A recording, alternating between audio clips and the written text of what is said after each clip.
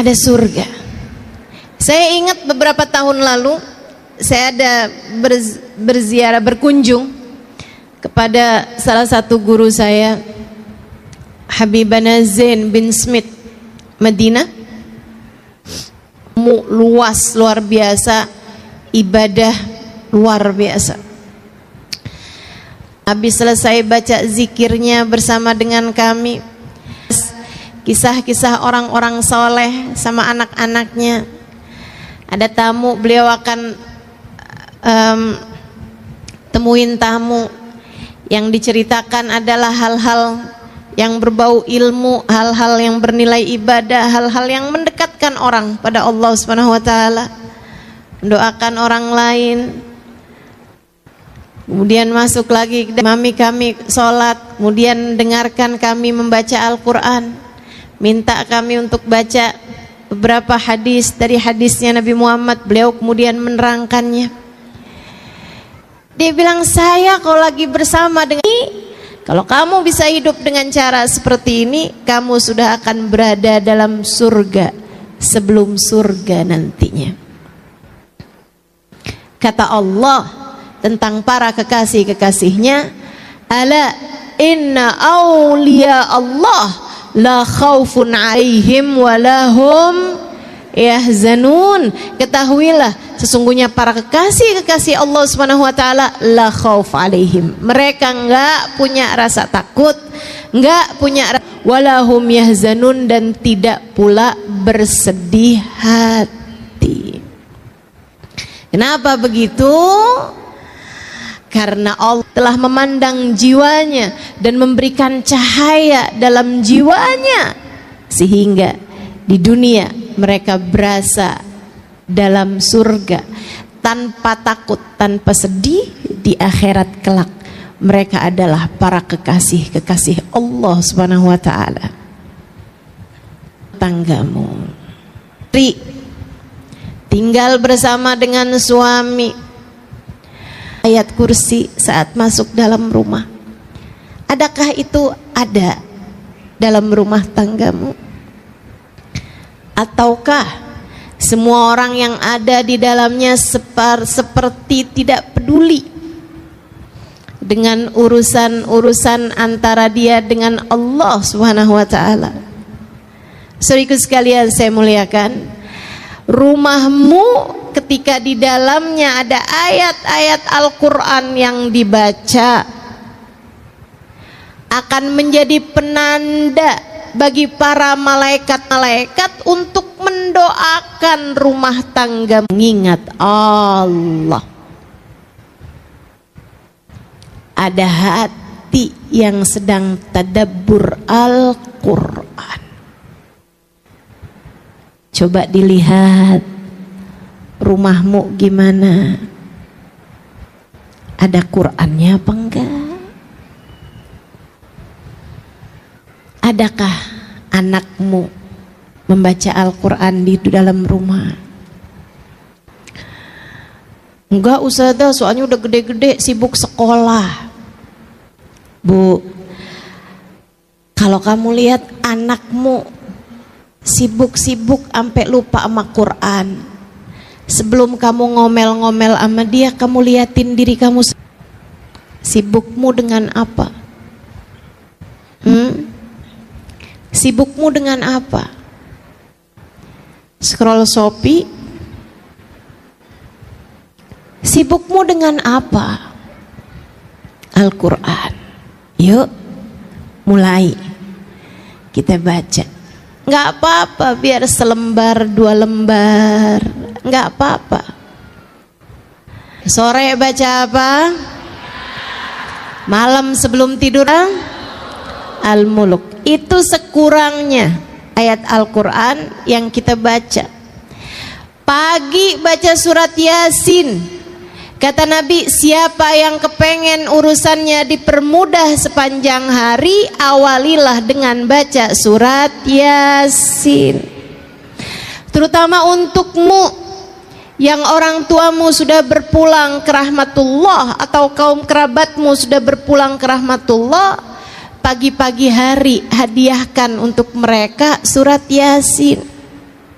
Sebelum baca Yasin, kamu niatkan, ya Allah, Yasin ini saya baca untuk ibu saya yang sudah berada di sisimu, ya Allah, untuk ayah saya yang sudah meninggal dunia, ya Allah, untuk suami saya, ya Allah, yang sudah meninggal dunia. Sebutkan namanya, kemudian mulailah kamu baca surat Yasin.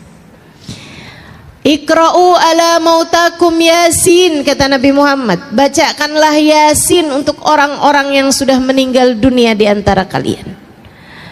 Surat Waqiah di saat sore hari, saudara sekalian. Surat Waqiah surat yang mendatangkan rizki zahir batin. Sayyidina Ibnu Mas'ud ketika mau meninggal dunia mensedekahkan nyaris seluruh hartanya.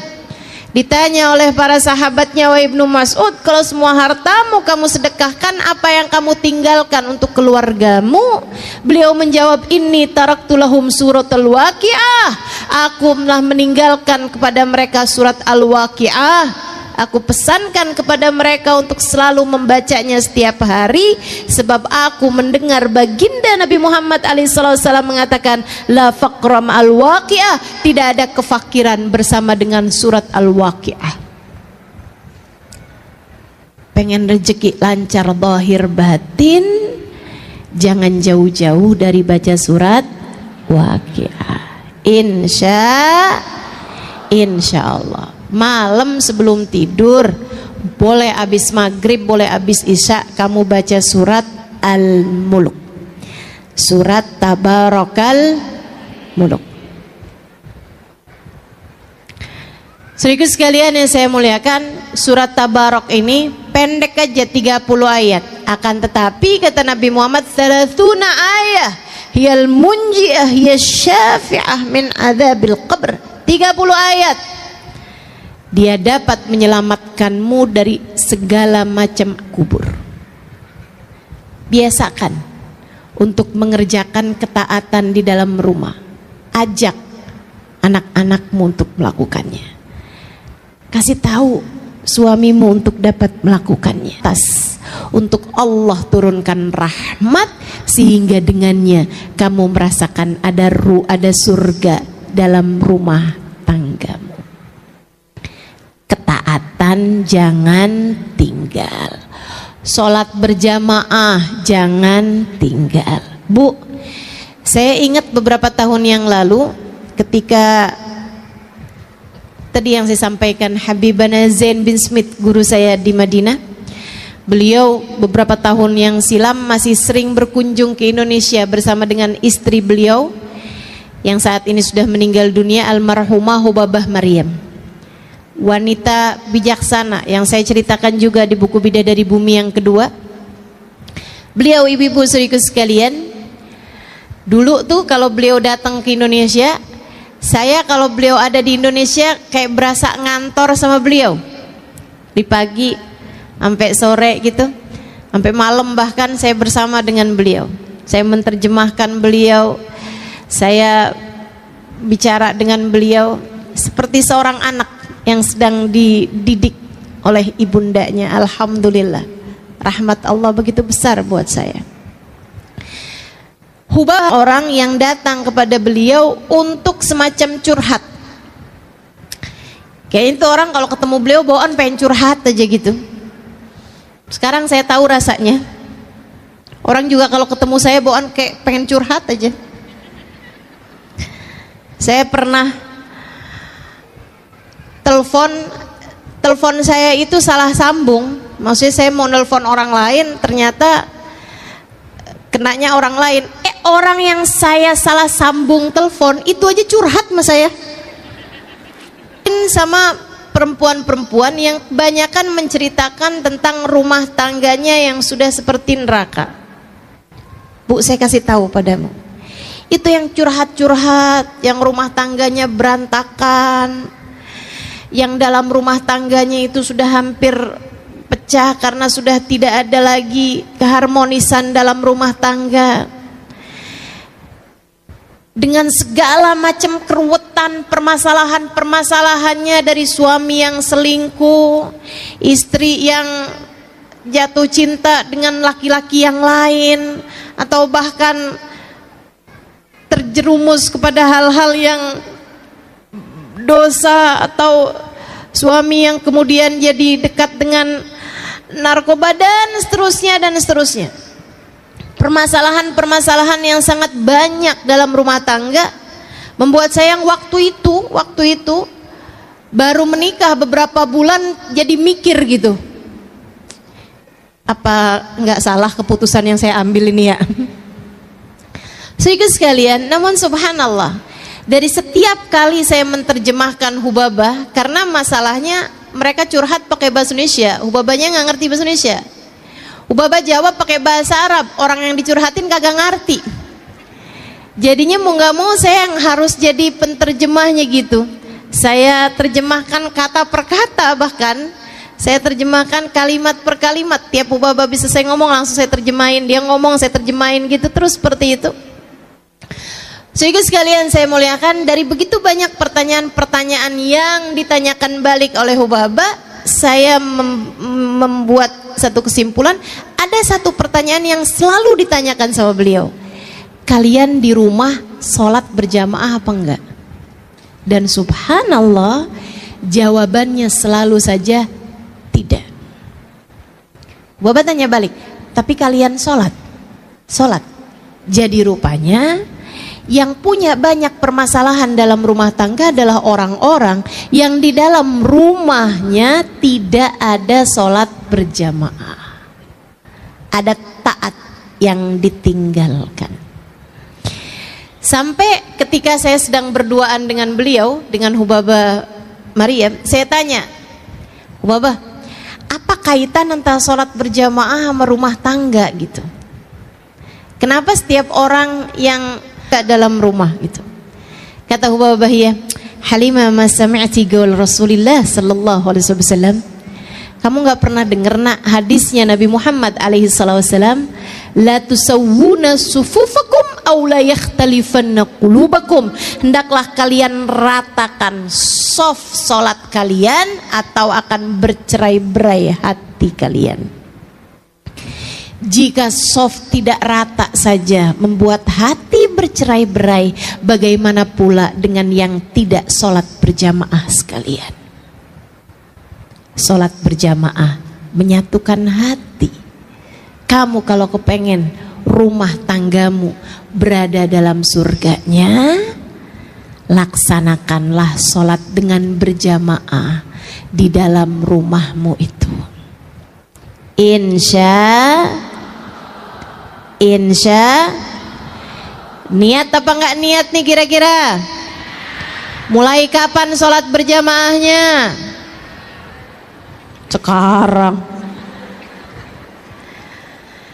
Insya Allah kerjain ya. Ustazah, suami saya kerja ustazah. Nggak apa-apa, kerja, tapi di saat beliau berada dalam rumah, di saat dia sedang berada dalam rumah dan kamu juga sedang berada dalam rumah, maka kalian ngerjain sholatnya jangan masing-masing, jangan sendiri-sendiri, sholatlah dengan berjamaah. Faham? Suami saya sholatnya di masjid ustazah. Oke. Tapi kan biasanya biar bagaimanapun ada masanya ketika suami harus sholat di rumah, ya kan begitu? Nah, saat dia sedang mengerjakan sholatnya di rumah, kamu sholatlah dengan berjamaah bersama dengan dia. Itu maksud saya. Insya Allah. Jangan tinggal ketaatan. Ini syarat mutlak menghadirkan surga dalam rumah tanggamu. Yang kedua, tinggalkan dosa. Ustazah, saya sih bisa tinggalin dosa ustazah, tapi suami saya enggak. Dia selalu saja mengerjakan dosa-dosa di dalam rumah tangga kami. Bu, mulailah dari dirimu sendiri dulu.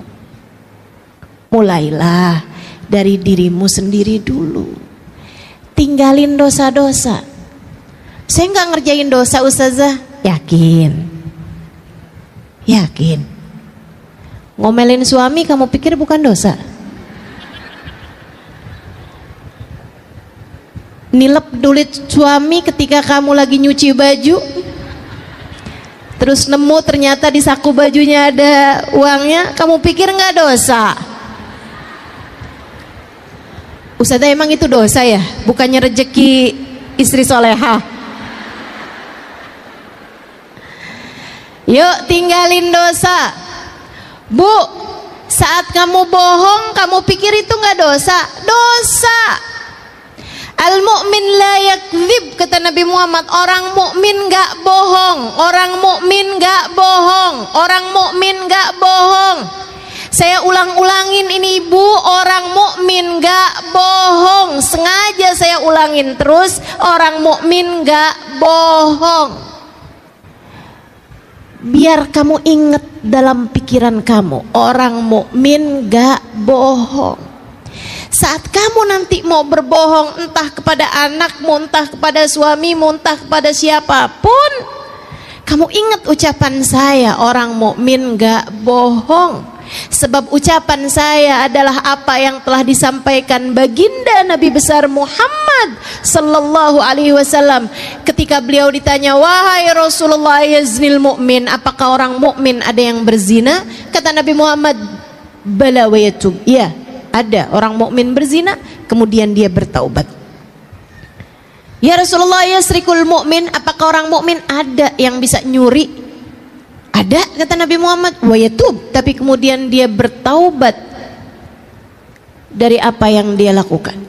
Nabi disebutkan beberapa dosa, kemudian Nabi Muhammad mengatakan na'am wa yatub, iya, tapi kemudian dia bertaubat. Tapi kemudian dia bertaubat. Syaratnya seorang mukmin bukan pada dosanya, akan tetapi pada taubatnya.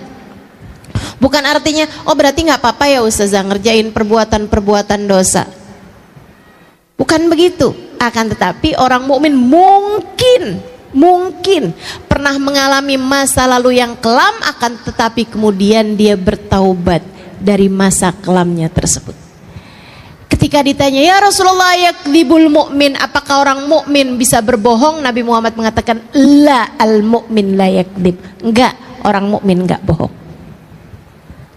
Kamu kapan terakhir kamu berbohong? Tadi pagi. Kapan terakhir kamu berbohong?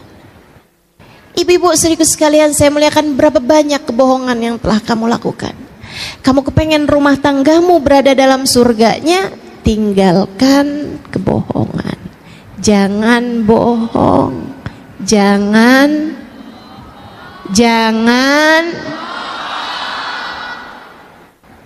ingetin terus ucapan saya ini. Jangan bohong. Ibu-ibu saudara sekalian saya muliakan, tinggalkan dosa-dosa apapun itu.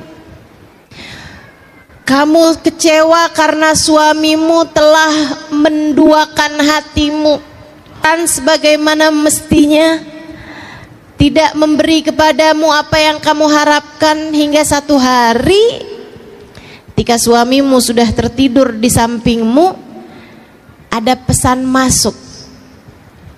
Hai, apa kabar? Dari mantan ketemuan waktu reuni kemarin. Saya sih Bu nggak setuju dah Bu sama acara reunian. Banyak yang CLBK. Ya ampun, saya nyesel nggak kawin sama dia. Sekarang udah punya pom bensin. Bahaya banget. Yuk, akhirnya dapat nih WhatsApp nih. Terus dijawab, baik, alhamdulillah. Kamu apa kabar? Tuh,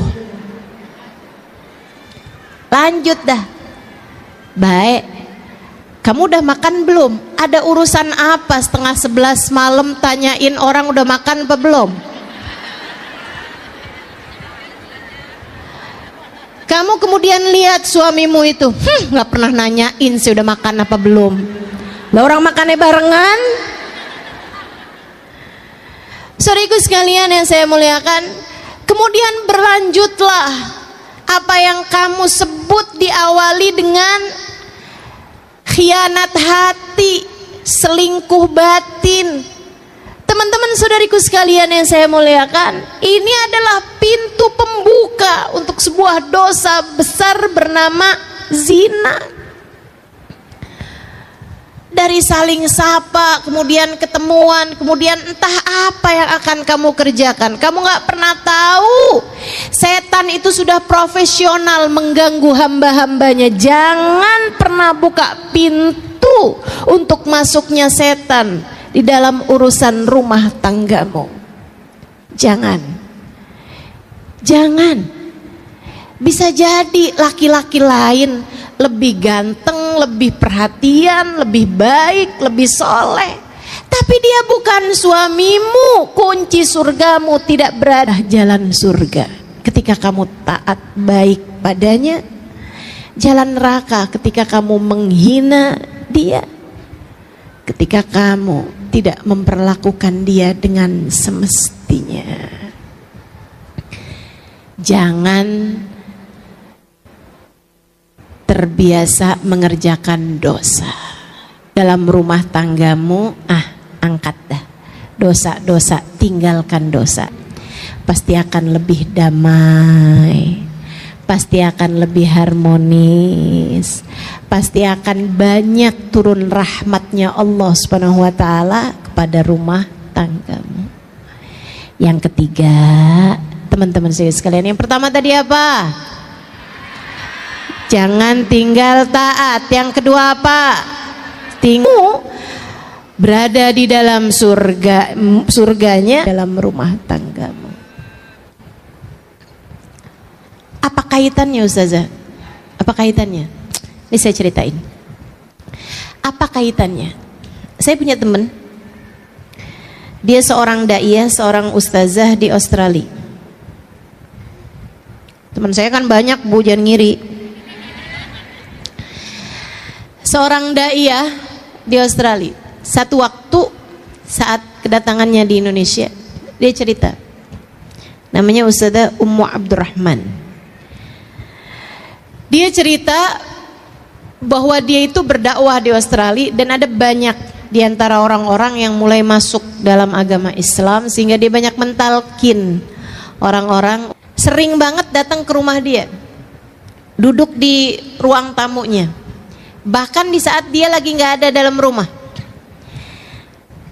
Nanti kalau pas dia kebetulan pulang, si tetangga itu ada di depan rumah, ada di ruang tamu gitu, dia nanya, ada yang bisa saya bantu?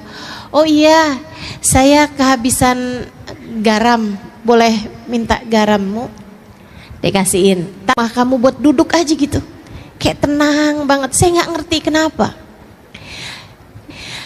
Dia bilang padahal rumah tetangga saya ini jauh lebih mewah, jauh lebih bagus daripada rumah saya. AC-nya jauh lebih dingin daripada AC di rumah saya. Dia bilang daripada AC di rumah saya. Dia bilang dekorasinya interior dalam rumahnya jauh lebih indah daripada rumah saya. Tapi dia mengatakan bahwa setiap kali saya duduk di dalam rumahmu, seperti saya berada di dalam surga. Saya nggak ngerti kenapa.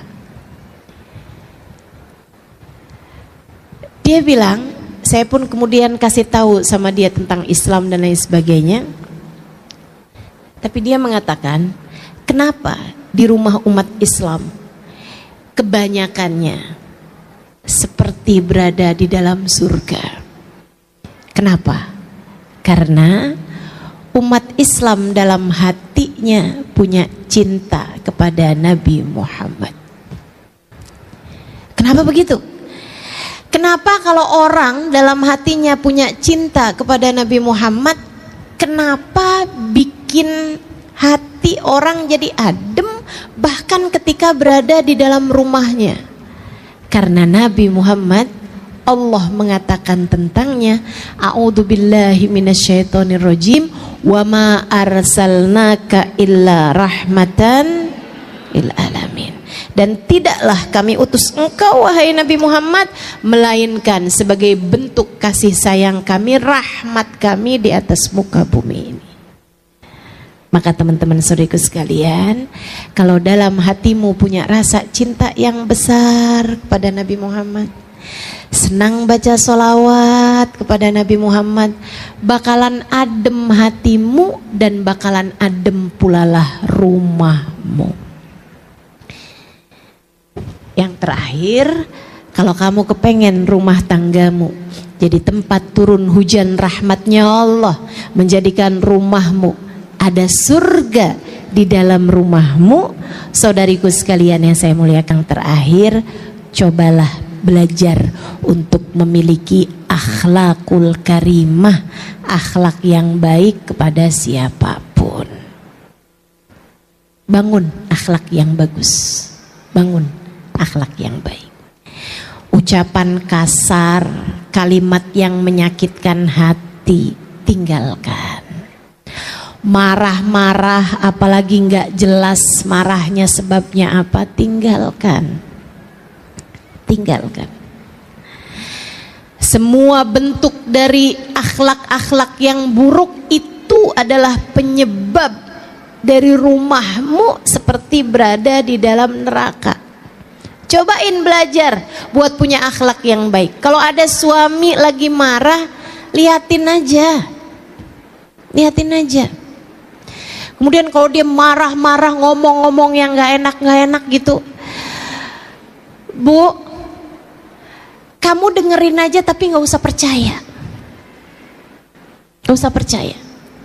Sebab yang berbicara bukan hatinya, yang berbicara adalah setan yang sedang menguasai hawa nafsunya. Kamu mau percaya sama setan? Enggak. Saya menuduh suami saya bohong, Ustazah. Suamimu mungkin enggak bohong, tapi yang sedang bohong adalah setan yang sedang menguasai suamimu. Buktinya, coba kamu ingetin betapa seringnya kamu habis marah-marah, habis itu kamu nyesel. Betul? Terus kamu bilang, maaf ya, saya tuh nggak ngomong dari hati saya. Betul? Dari mana tuh kamu ngomong? Dari hawa nafsu. Hawa nafsu kamu tuh. Kenapa kok bisa hawa nafsu kok lagi marah bisa ngomong sesuatu hal yang begitu menyakiti hati orang lain, begitu kasar, begitu keji? Karena orang kalau lagi marah hatinya dimain-mainkan sama setan, kata Nabi Muhammad, seperti anak kecil main-mainin bola. Seperti anak kecil main-main bola. Seperti itu pula lah setan ketika hati kamu lagi marah, dia main-mainkan hati kamu, masukkan hawa nafsu sehingga bikin kamu jadi marah-marah seperti itu. Enak rasanya? Enggak. Enggak enak rasanya. Enggak enak rasanya. Ustazah, tapi kok saya enak ya kalau habis marah-marah? Hati-hati. Kalau kamu merasa saya kok enak ya habis marah-marah, hati-hati. Jangan-jangan kamu sudah bukan lagi seseorang yang sedang dimain-mainkan hatinya oleh setan, melainkan kamu berubah jadi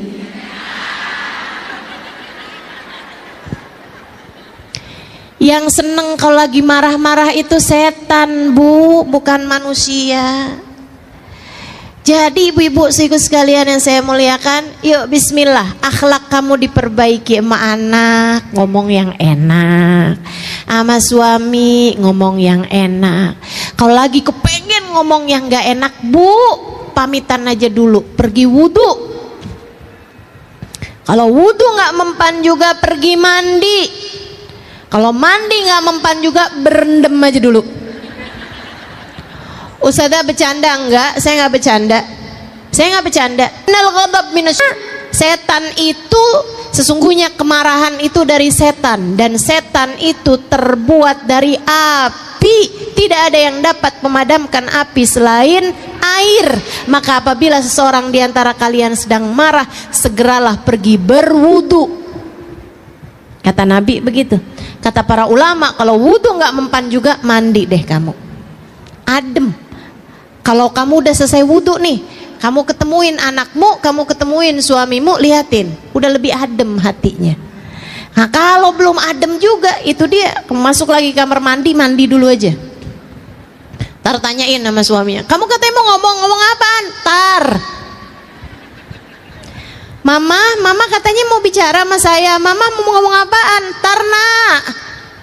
Mamanya lagi berendam. Masya Allah. Yuk teman-teman saya sekalian yang saya muliakan, belajar buat punya hati yang damai, akhlak yang karimah, berakhlak dengan akhlak yang baik. Kok saya susah banget ya Ustazah punya akhlak yang baik? Bu, kembali ke poin yang ketiga, deketi Nabi Muhammad. Kalau kamu berasa akhlak saya kok berantakan sekali, perlakuan saya sama orang kok bawaan pen marah-marah mulu, kesel mulu, sedih mulu gitu. Ibu-ibu sekalian saya muliakan, cobain buat lebih dekat sama Nabi Muhammad, banyakin baca sholawat. Fama min khuluqin fil bariyati mahmud illa wa huwa mutalaqan an zainil wujud. Tidak ada satu sifat terpuji di atas muka bumi ini melainkan semuanya bersumber dari Nabi besar Muhammad sallallahu alaihi wasallam. Lihatin, kalau kamu tambah dekat sama Nabi Muhammad, tambah cinta sama Nabi Muhammad, tambah sering baca sholawat sama Nabi Muhammad, tambah adem hatimu, tambah banyak rahmat yang turun pada hatimu, nanti lama-lama hatimu jadi semakin lembut sehingga akhlakmu jadi semakin mulia, insya. Keempat hal itu, kerjakan ketaatan, tinggalkan dosa-dosa di dalam rumah tanggamu. Kemudian yang ketiga, deketi baginda Nabi besar Muhammad sallallahu alaihi wasallam. Dengarkan lebih banyak kisah tentang Nabi Muhammad, dengarkan, hadiri majelis-majelis yang menjadikanmu lebih berasa dekat dengan Nabi Muhammad. Kemudian yang keempatnya, milikilah akhlak yang terpuji.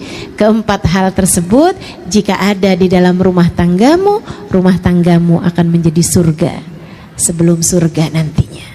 Allah akan turunkan rasa cinta antara suami sama istri, rasa cinta antara orang tua sama anak, rasa cinta antara saudara sama saudaranya, rasa cinta antara teman sama temennya, sahabat-sahabatnya, rasa saling cinta antara tetangga sama tetangganya, rasa saling hormat antara orang-orang di sekelilingnya. Semuanya menjadi sebuah kesatuan hati, menjadi hati yang saling terpaut satu sama lain, tempat turun hujan rahmat Allah SWT di atas muka bumi ini, insya Allah.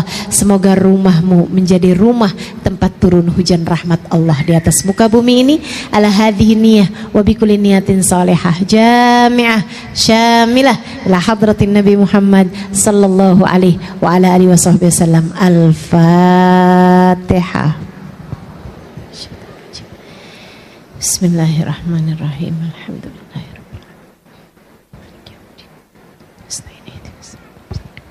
Siratal ladzina an'amta 'alaihim ghairil maghdubi 'alaihim waladdallin. Amin. Allahumma bihaqqil Fatihah, birmatil Fatihah, barakatil Fatihah, taftah lana abwabal khair, tu'amilana muamalat ahlal khair, takfina min jamil fitan wal mihun bu'us wa dhair.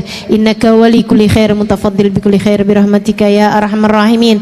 Allahumma inna nas'aluka ziyadatan fid din, barakatan fil umur, wa sihhatan fil jasad, wa sa'atan fil rizqi, wa taubatan qabla al maut, wa syahadatan 'inda al maut, maghfiratan ba'da al maut, wa afan indal hisab, wa amanan minal adhab, wa nasiban minal jannah, wa rizqna an-nadhar ila wajhikal karim. Afina min balaik, wa uzi'na syukra na'maik, wa dhikna bardafik, wa halawata munajatik. Allahumma ij'al jam'ana hadha jam'an marhuma, wa tafarruqana min ba'dihi tafarruqan ma'suma, wa la taj'alillahumma lana wa la fina wa la ma'ana syaqiyan wa la matrudan wa la mahruma birahmatika ya arhamar rahimin, bijudika ajwadal ajwadin, innahu waliyu dzalika wal qadir alaih, wa anallahu yaqdi lana jami'al hajat. Silakan sebutkan hajat masing-masing. Allahumma anta rabbi la ilaha illa anta khalaqtani wa ana abduka wa ana ala ahdika wa wa'dika mastata'tu.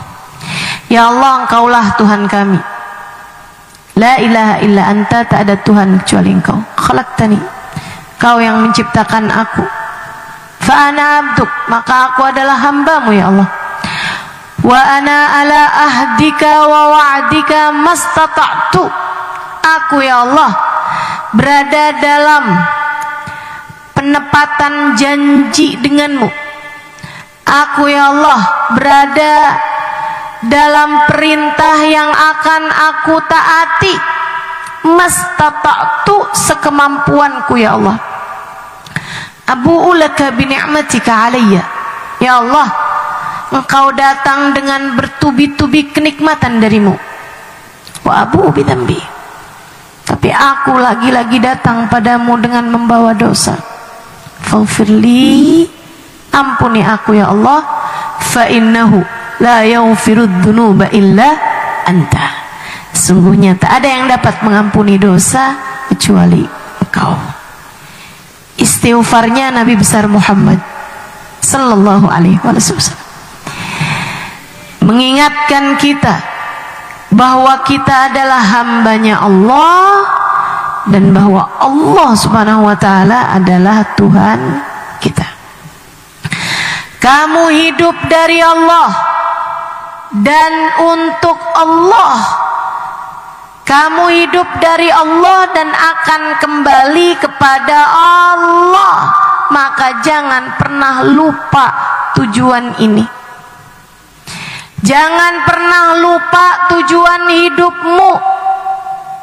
Kamu hidup dari Allah dan untuk Allah. Inna lillahi wa inna ilaihi raji'un. Kita semua milik Allah dan hanya kepada Allah lah kita kembali. Yang selalu kita baca dalam tiap sholat kita, ikrar, sumpah, janji, sebuah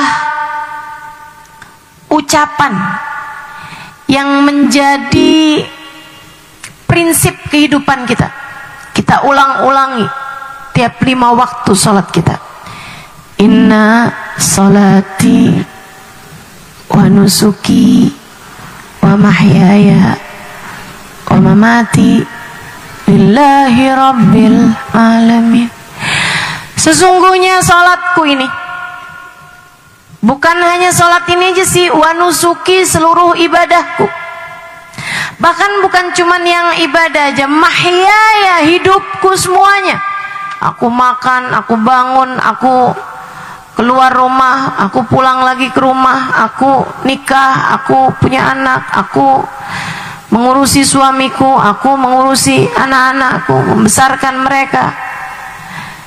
Aku belajar, aku menghafal, aku beli barang, aku pakai baju, aku semuanya nih mahyaya, kehidupan saya. Wa mamati, bahkan mati aku pun. Semua ini dari sholat saya, seluruh ibadah saya, hidup mati saya, lillahi rabbil alamin, hanya untuk Engkau ya Allah, Tuhan semesta alam. Dek, kamu hidup buat Allah. Kamu jangan berpikir bahwa saya belajar di pondok pesantren untuk membahagiakan orang tua saya, menggembirakan, meninggikan derajat orang tua saya. Bukan urusanmu. Yang bisa bikin orang bahagia itu adalah Allah. Yang bisa bikin orang mulia adalah Allah. Kamu belajar di pondok pesantren, belajarnya cukup satu aja niatnya, karena Allah. Karena Allah. Ibu-ibu, kamu mondokin anakmu di pondok pesantren, kamu hari-hari masak, nyuci, bersih-bersih, bahkan ada yang keluar rumah kerja, buka toko, bahkan ada yang keluar rumah bertani. Bu, bukan cuman buat nyari duit, bukan cuman buat bisa makan. Enggak bu, itu bukan tugasmu. Huwa yut'imuni wa yasqin. Allah satu yang ngasih makan hamba-hambanya. Allah satu yang ngasih minum hamba-hambanya. Jangan lupa, jangan sok-sokan. Kamu gak bisa ngasih rezeki kepada anak-anakmu, kamu gak bisa ngasih rezeki kepada orang tuamu. Allah satu, huwar razzaq dzul quwwatil matin. Allah lah satu, sang pemberi rezeki. Dialah satu, pemilik kekuatan sejati. A'udzu billahi minasyaitonir rajim.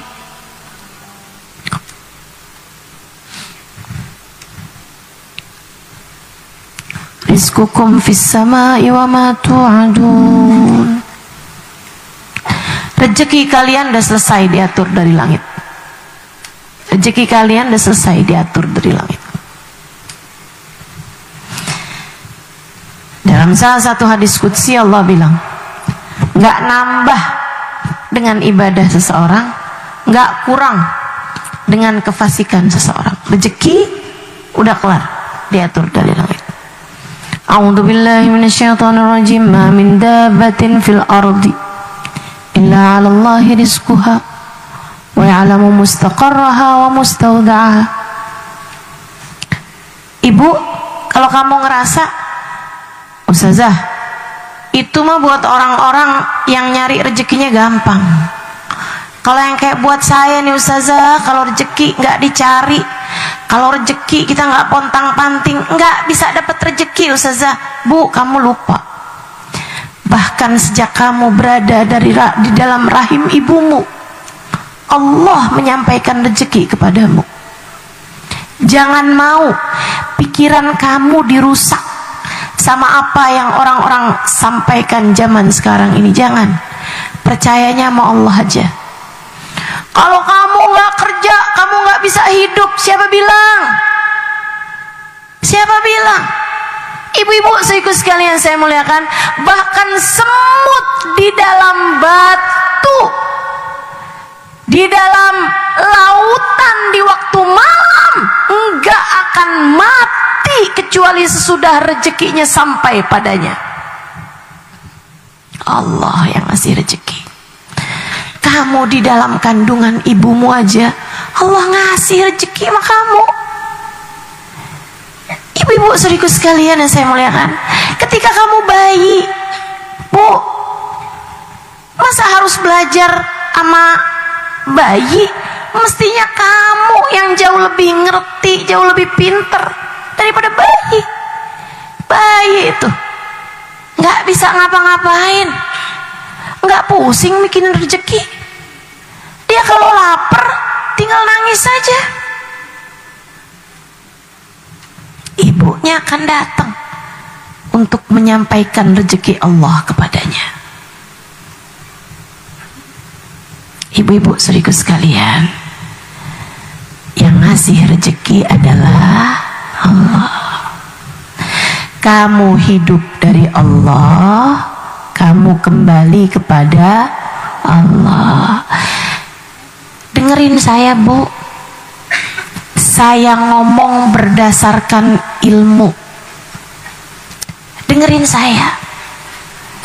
Saya berbicara dari apa yang sudah saya dengar dari para ulama-ulama, berdasarkan dari hadisnya Nabi Muhammad, berdasarkan dari firman Allah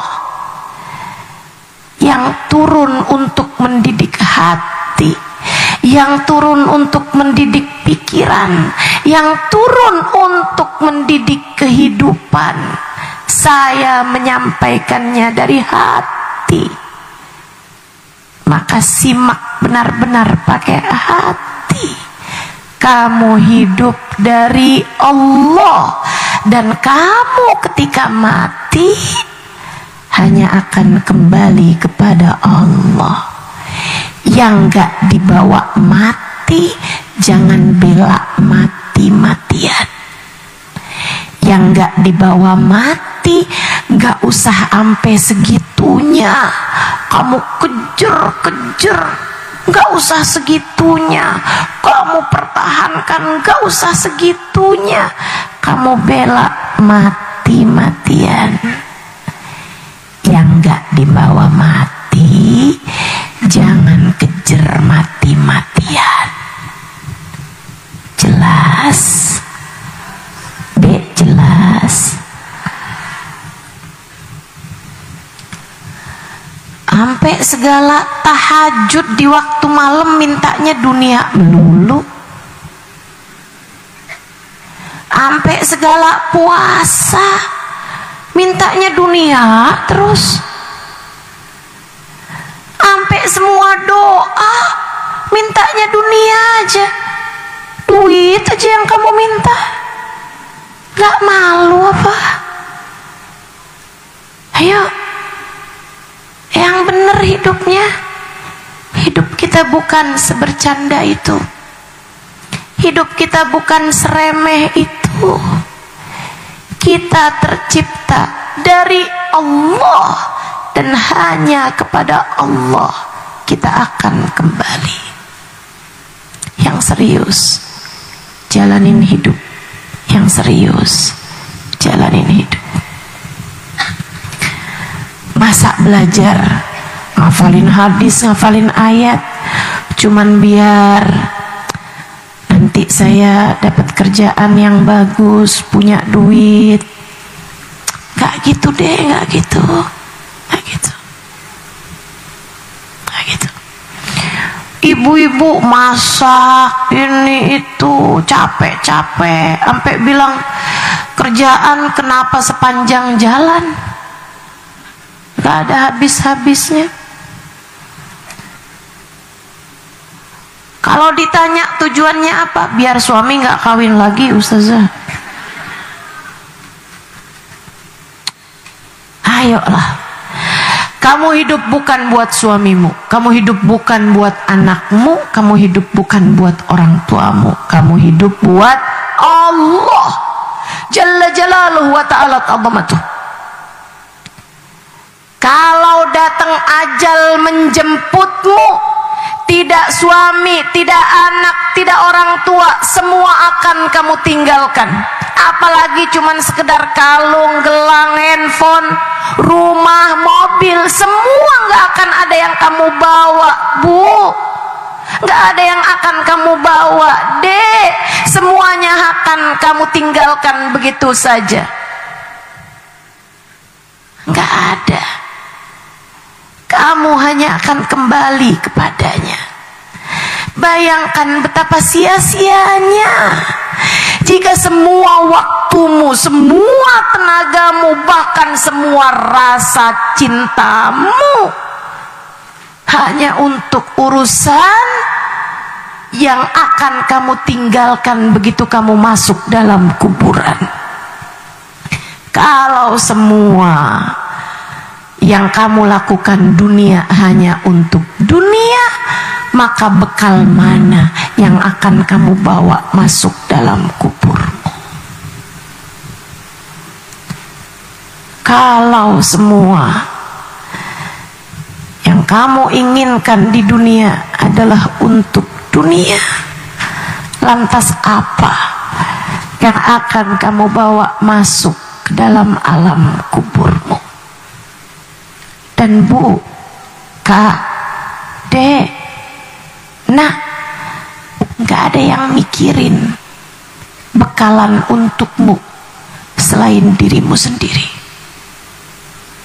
Gak ada yang bisa berbekal untuk kamu kecuali kamu sendiri. Gak ada pahala lain yang bisa kamu bawa masuk dalam kuburmu kecuali pahalamu.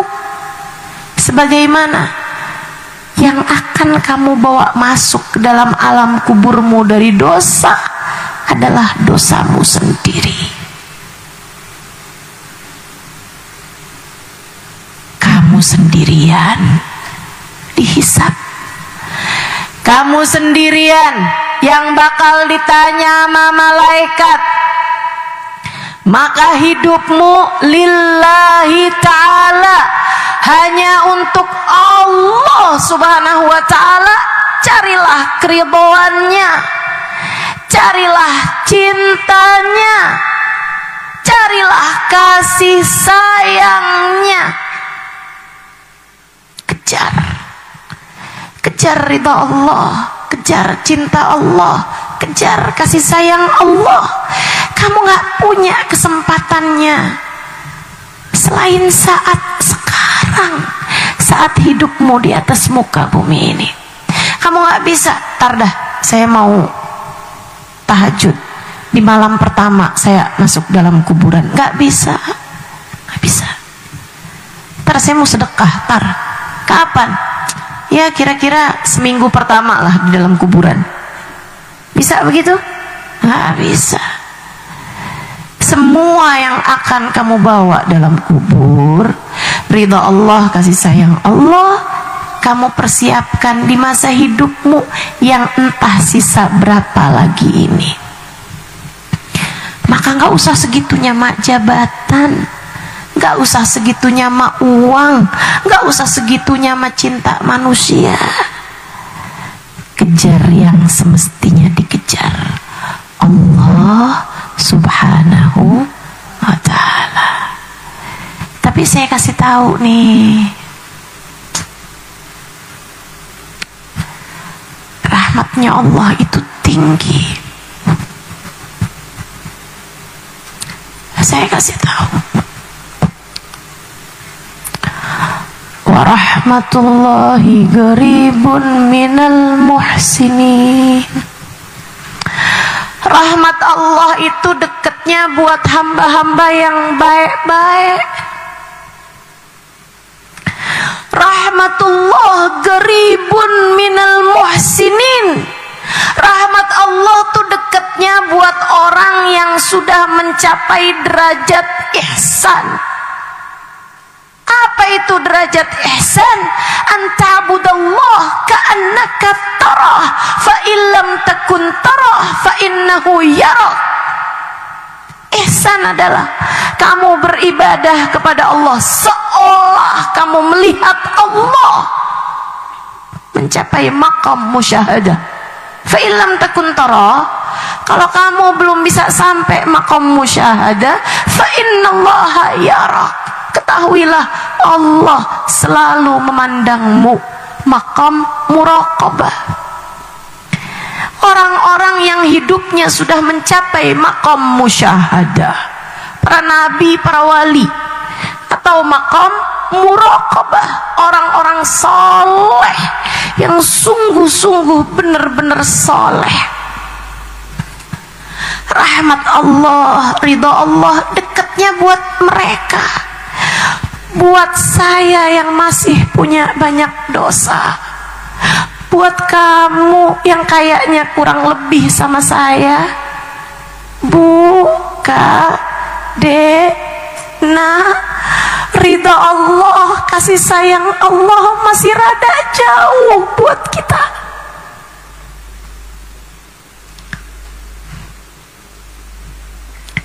Sedih saya bilang, tapi harus saya sampaikan, sebab ini adalah faktanya.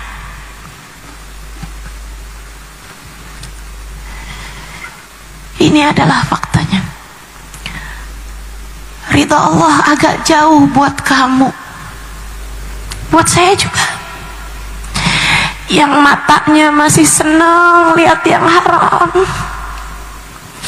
yang lisannya masih banyak dosanya, bohong aja ringan, betul, ngomongin orang ringan, betul, kata-kata kasar, kata-kata kotor kadang ringan di lisan, betul. Yang sholat khusyuknya masih jauh, iya. Yang sholatnya masih bising, masih berisik, masih rame, bener sampai kita lupa sholat kita tuh tadi berapa rakaat ya. Yang nyari barang hilang nggak ketemu, giliran sholat ingat. Iya, siapa yang begitu? Saya. Modelan kayak kita bilang, ya Allah, ridhoilah saya. Gimana caranya mau Allah ridho? Kita masih belepotan dengan dosa-dosa. terus gimana nih? Dengerin ucapan seorang perempuan solehah, guru saya, Hubabah Bahiyah. Ketika satu waktu saya diundang memberikan kajian di kota Salalah, Oman. Beliau baru habis bangun madras, pondok pesantren, bukan majelis taklim buat kaum ibu. Hubabah Bahiyah ini, Bu, seorang waliyah min auliyaillah, salah satu kekasih Allah Subhanahu wa taala. Beliau bahkan gurunya guru saya, gurunya Hubabah Nur. Hubabah Nur suka bilang tentang Hubabah Bahiyah, salah satu dari perempuan paling berpengaruh dalam kehidupan saya, kata beliau. Hubabah Bahiyah. Hubabah Bahiyah undang saya, Bu, ngasih kajian di majelis taklim beliau yang beliau buka di kota Salalah. Saya baru pulang dari Tarim waktu itu. Bahasa Arab saya juga masih bagus gitu. Kalau sekarang nih saya suka kebata-bata bahasa, walaupun masih lebih bagus lah daripada yang di Majalengka.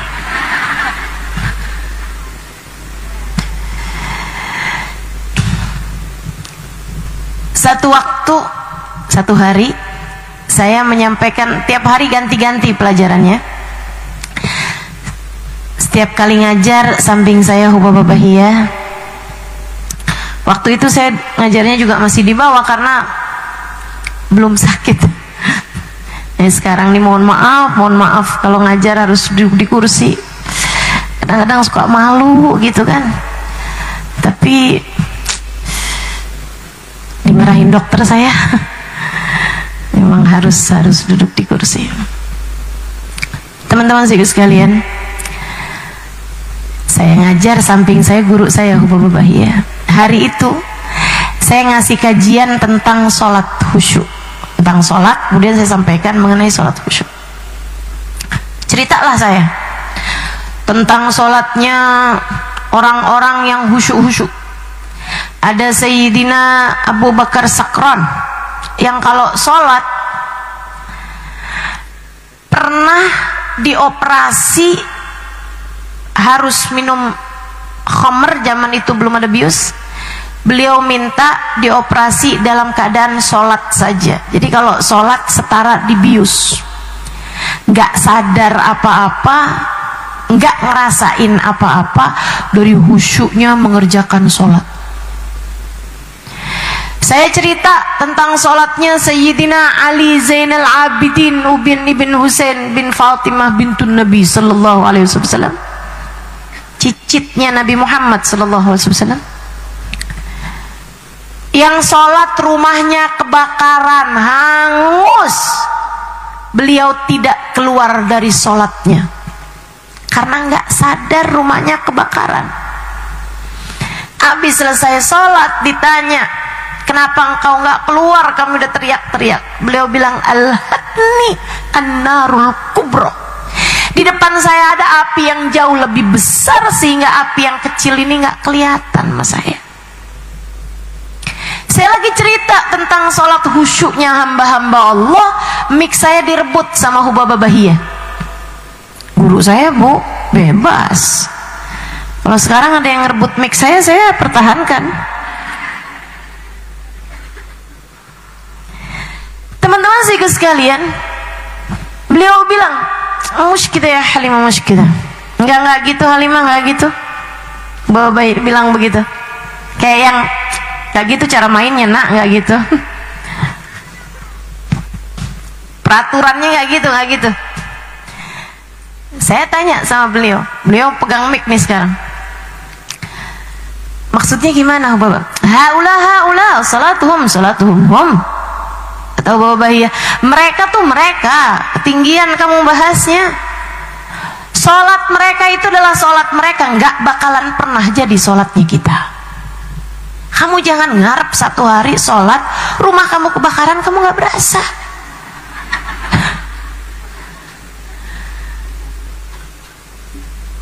Orang kita kalau lagi sholat ada tamu, tahu siapa yang datang? Tamunya bilang saya datang ke sini mau ngundang, kita langsung mikir anak dia yang mana yang mau kawin. Udah langsung apal semua, pikiran udah panjang. Bahkan kadang-kadang kita udah kepanjangan, ntar kondangan pakai baju yang mana. Begitu. Kata Ubah ya haula, mereka itu adalah mereka Halimah. Sholat mereka nggak akan pernah jadi sholat kita. Kita nggak bakalan bisa menggapai ridho Allah lewat sholat kita. Kita nggak bakalan pantas masuk surga Allah lewat jalur sholat. Sholatnya di mana, kitanya di mana? Kejauhan. Kita akan tetap sholat. Sholat adalah kewajiban. Gak boleh nggak sholat, gak boleh. Sholat adalah kewajiban antara kita dengan Allah SWT. Urusan sholat itu adalah harga mati buat kita. Teman-teman sekalian, tapi berharap kita mencapai ridho Allah, berharap kita meraih rahmat Allah dari sholat kita, kejauhan. Saya bahkan ingat ucapan guru saya yang lain. Nih Bu, saya Allah muliakan dengan punya guru-guru luar biasa. Takut sampai saya ngeri nggak jadi murid yang pantas buat mereka. Guru saya yang lain, Sayyidil Habib Zain bin Smith, Madinah. Kita doakan semoga Allah SWT sehatkan, panjangkan umurnya. Penulis kitab At-Taqrirat As-Sadidah, penulis kitab Hadis Jibril, penulis banyak kitab sampai di masa sekarang. Seorang yang sudah melahirkan ulama-ulama di berbagai macam negara. Guru saya Bu, Habib Zain bin Smith. Semoga saya diakui sebagai muridnya insyaallah. Habib Zain bilang, salatuna tahtaj ila istighfar. Salat kita ini tingkatannya, meskipun saya rasa bukan salat beliau sih itu, salat kami murid-muridnya, salat kita nih jamaahnya, salat kita nih umat nabinya, beliau sendiri. Saya jadi saksi betapa khusyuknya beliau dalam salat. Beliau bilang, salatuna tahtaj ila istighfar. Salat kita ini pantasnya bukan dapat pahala, tapi dimintain ampun sama Allah. Bener banget. Kita kalau habis selesai salat, itu pantasnya bukan bilang, ya Allah berikanlah pahala atas salat saya. Enggak. Saya merasa bahwa saya kalau habis selesai sholat pantasnya bilang, ya Allah ampuni ya Allah, sholat berantakan begini, maafin ya Allah, maafin. Kita kayaknya nggak perlu minta maaf. Kita kayaknya nggak hanya perlu minta maaf dari dosa kita, tapi kita juga kayaknya perlu minta ampun sama Allah atas sholat kita, karena masih begitu berantakan. Ibadah kita masih perlu kita mintakan ampun kepada Allah. Saya kemudian balik bertanya kepada Hubabah, ya Hubabah, kalau emang kita nih kejauhan mau masuk surga lewat pintu sholat, lewat pintu ibadah, kalau memang kita nih masih kejauhan nyari ridha Allah, rahmatnya Allah lewat pintu ibadah kita kepadanya, lantas semestinya kita masuk mencari, mengejar ridha Allah lewat pintu yang mana? Pintu apa nih yang bisa kita cari? Hubabah Bahiyah senyum, kemudian bilang, ucapan arifah billah, dengerin. Kalau ucapan-ucapan yang lain tuh Bu tuh yang bilang pakai krim ini bikin wajah kamu glowing, cara diet paling tepat, pakai jendela makan. Bu, bisa bener bisa salah kan begitu. Ucapan-ucapan orang dunia kamu nggak amalin, kamu nggak praktekin, nggak apa-apa. Bahkan mereka suka berganti-ganti teori kok. Nggak usah sampai segitunya, ibu-ibu sih sekalian. Tapi ucapan yang akan saya sampaikan ini pegang terus, masukkan dalam hati, kunci. Jangan pernah mau keluar lagi dari hatimu. Jadi bekal sepanjang hidupmu yang semuanya akan berakhir dengan kematian. Hubaba Bahiyah lagi ngasih kepada saya teori kehidupan. Simak baik-baik. Beliau mengatakan, ma'ana nabi ya khair nabi. Alhamdulillah kita punya nabi seindah-indah nabi. Wasilatuna ilallah al-habibil muqarrab. Kita punya nabi, jalan kita menuju Allah, wasilah kita kepada Allah, perantara antara kita dengan Allah Subhanahu wa taala. Alhamdulillah kita punya Nabi Muhammad. Saya nggak punya cukup sholat khusyuk untuk saya bawa menuju Allah. Saya nggak punya cukup banyak sedekah untuk saya haturkan kepada Allah. Saya nggak punya cukup ibadah untuk saya hadirkan kepada Allah. Tidak zikir, tidak bacaan Quran, tidak salat sunnah. Saya tidak punya cukup banyak amal saleh untuk saya bawa kepada Allah. Tapi saya punya Nabi Muhammad. Kamu juga begitu. Kamu juga begitu. Saya tahu kamu juga begitu. Kamu gak punya cukup amal ibadah untuk kamu bawa kepada Allah. Kamu gak punya cukup banyak zikir Quran. Siapa di antara kita yang tiap malam baca 10 juz Al-Quran? Siapa di antara kita? 1 juz saja enggak kayaknya. Kalau ada juz yang kita lakukan adalah juz mangga, juz alpukat. Ya Allah, ya Allah. Tapi kita punya Nabi Muhammad. Kita punya Nabi Muhammad. Ma'ana nabi ya khair nabi, kata Hubaba Bahiyah. Kita punya nabi seindah-indah nabi. Alhamdulillah. Alhamdulillah. Habib Umar kan bilangnya gitu. Alhamdulillahilladzi hadana bi'abdihil mukhtari man da'ana. Alhamdulillah udah menghadiahkan kepada kita Nabi kita Muhammad sallallahu alaihi wasallam. Alhamdulillah kita punya Nabi Muhammad. Bahiyah melanjutkan, kamu hanya perlu terus-terusan memanggil-manggil namanya.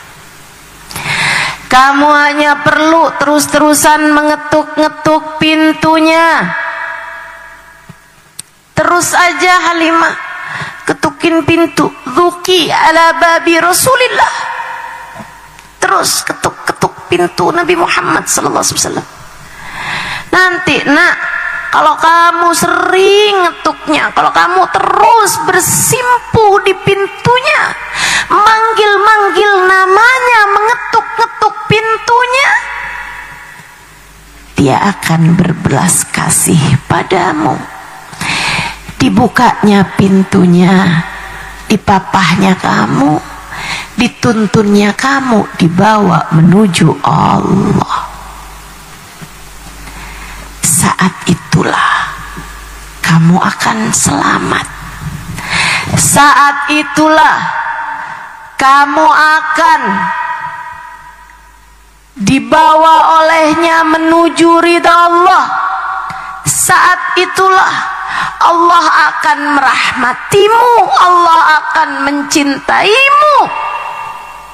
Saat itulah kamu akan menjadi salah satu di antara hambanya yang akan berada di dalam surga.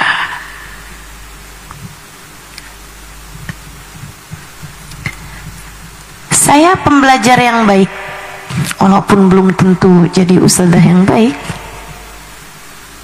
Doakan mudah-mudahan pembelajar yang baik, pemberi pelajaran yang baik juga, amin. Saya tanya sama beliau, karena kalau pembelajar yang baik tuh jangan sisakan celah untuk keraguan. Adik-adik kalau belajar, kalau ragu-ragu tanya, kalau bingung-bingung tanya. Saya tanya sama Hubabah, ya, saya bilang, Hubabah, kaifa adduqu ala babi Rasulillah, kaifa unadi. Hubabah, gimana caranya saya mengetuk-ngetuk pintunya Nabi? Gimana caranya saya panggil-panggil Nabi Muhammad? Hubabah ya senyum lagi, karena nggak jelas nih buat saya, apa pakai sholawat, apa pakai jalan dakwah, apa menjadi umatnya yang bermanfaat, apa nih, mana cara yang paling cepatnya, mana cara yang paling oke gitu, paling benernya tuh apa gitu. Hubabah Bahia bilang, Halimah, cintai Nabi sebisamu mencintai seseorang. Sebisa kamu, semampu kamu cinta sama orang, jadikanlah orang itu adalah Nabi Muhammad. Karena cinta tuh ada levelnya. Kamu kuatnya makan pedas kan, makan pedas aja pakai level. Betul begitu kan ya? Cabai 1, cabai 2, kamu beli rujak aja pakai ditanyain mau sepedas apa gitu kan. Ibu-ibu kalau beli nasi goreng kan tanyain sedang, pedas, apa nggak pedas kan begitu ya? Semua ada levelnya, Bu. Apalagi cinta, waduh levelnya banyak banget itu. Kayaknya nggak cuma 100 level, itu 1000 level, entah berapa level. Hubabah Bahia bilang, Halimah, semampu kamu mencintai seseorang, setinggi apa kamu bisa cinta sama seseorang, jadikan orang itu adalah Nabi Muhammad sallallahu alaihi wasallam. Semampu apa kamu merindukan seseorang, jadikanlah yang kamu rindukan adalah Nabi Muhammad sallallahu alaihi wasallam. Tiap kali hatimu sedang merasa cinta padanya, tiap kali hatimu sedang merasa rindu kepada Nabi Muhammad, itulah saat kamu mengetuk-ngetuk pintu Nabi Muhammad.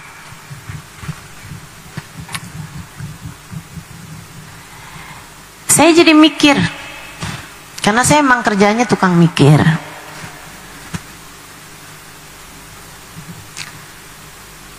Saya Dek, ini buat adik-adik santri nih, biar jadi motivasi. Ini yang di belakang saya juga nih banyak santri nih, dengerin. Saya rasa kecerdasan saya itu biasa-biasa aja. Ya dibilangin enggak punya kecerdasan enggak juga, tapi maksudnya B aja gitu.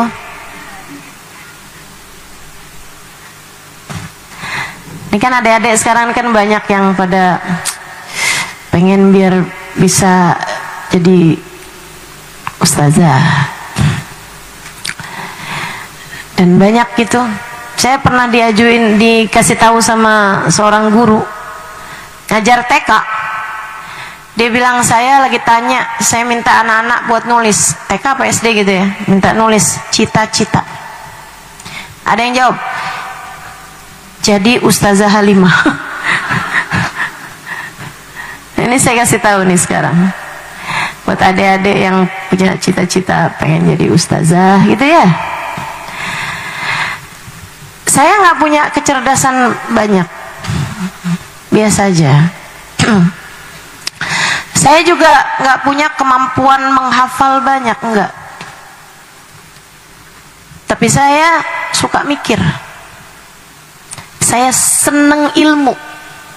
Saya seneng ilmu. Jadi itu yang harus kamu jadikan sebagai bekal. Cinta sama ilmu. Jangan cinta sama cowok ganteng. Hobi lihat cowok ganteng, tuh rusak nanti hidup kamu. Jangan ya, Dek. Sehingga sekalian, saya mikir, kenapa Allah memberi kepada kita, terutama di usia remaja, rasa cinta. Biasanya nih, umur 17, 18, 19 tahun, ngerasain rasa yang namanya jatuh cinta. Atau mungkin ada ibu-ibu kawin malam pertama, cinta gitu kan. Pernah tahu rasanya cinta kepada seseorang, itu memang biasa, Bu. Allah ngasih. Allah ngasih rasanya cinta pertama. Allah ngasih rasanya cinta yang lihat apapun inget dia. Ngelihat awan inget dia. Ngelihat donat inget dia. Lagi lapar inget dia. Lagi kenyang inget dia. Sampai kamu ngerasain rasa cinta yang sebelum tidur inget dia, bangun tidur inget dia. Pernah nggak rasain? Pernah? Nah tuh, saya mikir, kenapa Allah dalam hidup mengenalkan kepada kita rasa cinta yang kayak begitu gitu? Kayaknya Allah mau ngasih tahu sama kita, hati kamu tuh bisa secinta itu. Maka jadikan cintamu kepada yang semestinya. Sebab cinta adalah setinggi-tinggi bekalmu menuju Allah. Senjata itu. Kamu dikasih rasa cinta, itu Allah lagi mau ngasih tahu kamu senjatamu dalam hidup. Pakai itu, modal, bukan hanya senjata, modal. Modalmu dalam hidup tuh dia tuh, rasa cinta. Saudaraku sekalian yang saya muliakan, Allah kemudian ngasih tahu rasa cinta kamu itu seharusnya kepada siapa? Cintamu persembahkan untuk Allah. Cintamu persembahkan untuk Rasulullah. Pesannya Hubababahiyah, cintai Nabi Muhammad Halimah sebisa kamu mencintai seseorang. Yang rindu sama Nabi Muhammad Halimah, sebisa kamu merindukan seseorang. Kamu pernah nggak kangen sama orang sampai mengalir air matamu deras setiap kali inget dia? Nah, rasa kamu itu pakai buat Nabi Muhammad SAW. Kalau kamu bisa secinta itu sama Nabi, serindu itu sama Nabi, kamu udah punya modal buat dapat rahmatnya Allah, kamu punya modal buat dapat cintanya Allah SWT. Ibu-ibu, teman-teman saudaraku sekalian, bermodalkan cinta, bermodalkan cinta. Yuk belajar punya cinta. Wah Ustazah, saya mah nggak bisa. Saya memang kayak gini Ustazah, rasa hati saya tuh biasa-biasa aja. Sama siapapun yang biasa-biasa aja Ustazah. Sama Nabi juga saya biasa-biasa aja. Diceritain Nabi Muhammad ya udah. Baca sholawat sama Nabi Muhammad ya seneng, tapi ya biasa-biasa aja. Emang saya mah orangnya kayak gitu, biasa-biasa aja. Gimana Ustazah? Bu, belajar lagi. Cinta itu sesuatu yang bisa kamu pelajari. Dan kita punya banyak guru-gurunya. Kita punya banyak guru-gurunya. Guru-guru cinta kita. Sayyidina Abu Bakr Siddiq, Sayyidah Khadijah bintu Khuwailid, Sayyidina Ali bin Abi Talib, Sayyidah Fatimah bintu Nabi, Sayyidah Aisyah radhiyallahu anha. Para sahabat-sahabat Nabi kita Muhammad sallallahu alaihi wasallam. Banyak sekali guru-guru cinta kita belajar. Apa-apaan tuh bisa kamu pelajarin. Tapi saya memang orangnya kayak gini Ustazah. Bu, kalau misalnya kamu gak bisa masak, suami kamu bisa gak misalnya gitu, masakin saya dong. Saya mau orangnya kayak gini. Saya gak bisa masak, maafin saya ya, saya orangnya emang kayak gini. Kamu mau begitu? Ya enggak kan. Kamu nih belajar di pondok pesantren, guru kamu minta kamu ngafalin ini itu, kamu baca ini itu, kamu fahamin ini itu. Bisa gak kamu kemudian bilang sama guru kamu, maaf ya Bu Guru, saya memang orangnya kayak gini, saya emang gak hafal, saya memang orangnya kayak gini, gak bisa saya. Lah gitu ceritanya. Pelajarin, usaha. Cinta itu perlu usaha. Oh saya cinta kok Ustazah sama Nabi Muhammad. Cinta bukan sekedar kata-kata. Ia adalah tentang rasa hati yang tidak bisa kamu dustai. Silahkan tanya masing-masing. Adakah cinta di hatimu kepada Nabi Muhammad yang membuat kamu ketika mau tidur kamu ingat dia? Adakah cinta di hatimu kepada Nabi Muhammad ketika bangun tidur kamu ingat dia? Adakah cinta di hatimu kepada Nabi Muhammad yang ketika kamu menyebut-nyebut namanya mengalir air mata rindu kepadanya? Adakah cinta di hatimu kepada Nabi Muhammad yang membuat kamu dalam hidup gak bisa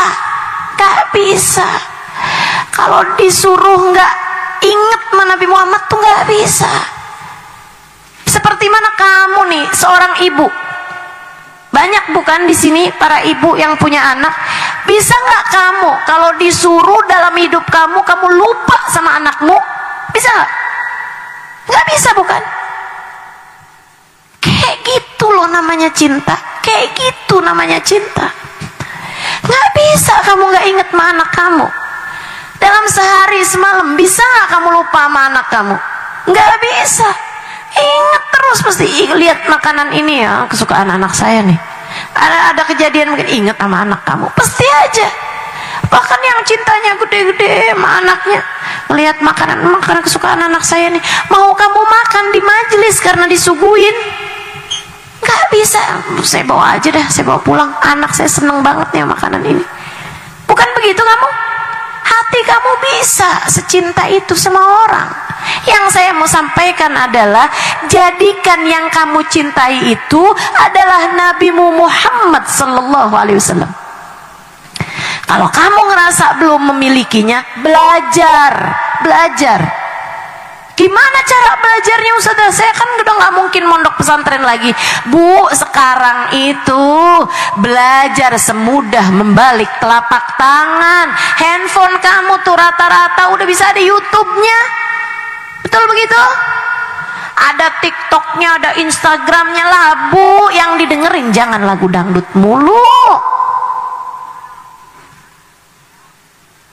Yang kamu buka tuh jangan urusan resep masakan melulu. Yang kamu buka jangan terus-terusan Shopee melulu. Buat ngeliat kerudung Ustazah cakep tuh. Beli di mana ya? Berapa ya harganya? Ustazah cantik nih pakai warna yang ini. Atau kerudungan teman kamu apa HP teman kamu? Ya Allah, sampai keranjangnya 99.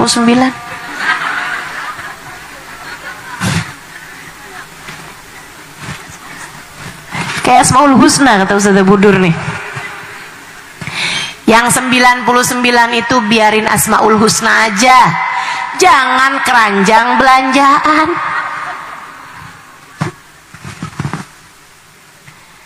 Ayolah, belajar. Agar kalau datang waktunya, ketika ajal datang menjemputmu, kamu sudah bawa bekalnya.